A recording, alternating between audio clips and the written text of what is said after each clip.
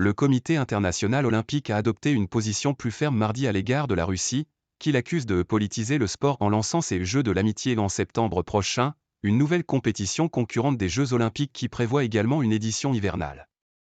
L'organisation basée à Lausanne, qui autorise la présence d'athlètes russes aux prochains JO 2024 de Paris uniquement sous bannière neutre et à condition qu'ils n'aient pas soutenu l'invasion russe de l'Ukraine, demande au monde sportif et aux gouvernements invités par Moscou de rejeter toute participation et tout soutien à cet événement, indique-t-elle dans une déclaration.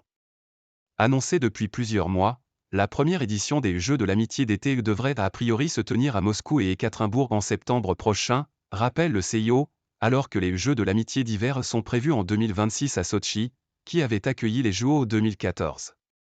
Ces deux initiatives s'ajoutent aux Jeux du futur organisés à Kazan du 21 février au 3 mars, mêlant disciplines traditionnelles et au sport, et aux Jeux des BRICS, acronyme des puissances émergentes autour du Brésil, de la Russie, de l'Inde, de la Chine et de l'Afrique du Sud notamment, programmés dans la même ville du 12 au 23 juin, et qui doivent accueillir des athlètes de plus de 50 pays, selon les autorités russes. Cynisme russe. Le CIO ne reproche pas aux Russes de créer des compétitions multisports hors de son égide, puisqu'il en existe déjà plusieurs, dont les Jeux du Commonwealth ou les Jeux de la francophonie, mais de le faire via une offensive diplomatique très soutenue, par des contacts directs avec les gouvernements du monde entier. Afin de rendre leur motivation purement politique encore plus évidente, ces derniers contournent délibérément les organisations sportives de leur pays cible, souligne l'instance, qui y voit une tentative cynique d'exploiter les athlètes à des fins de propagande politique, en violation de la charte olympique. Par ailleurs, le CIO accuse Moscou d'un manque total de respect pour les normes mondiales de lutte contre le dopage et l'intégrité des compétitions, rappelant les inquiétudes formulées par l'Agence mondiale antidopage, AMA, au sujet des Jeux de l'amitié, un événement dépourvu de programme antidopage dont l'organisation de Montréal aurait pu attester le sérieux.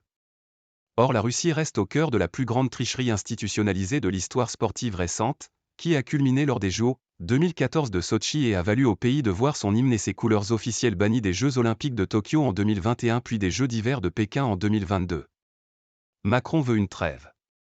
Le CIO et Moscou entretiennent des relations glaciales depuis des années, s'accusant mutuellement d'instrumentaliser le sport à des fins politiques, et la déclaration particulièrement sèche adoptée mardi à Lausanne écarte la perspective d'un rapprochement à court terme.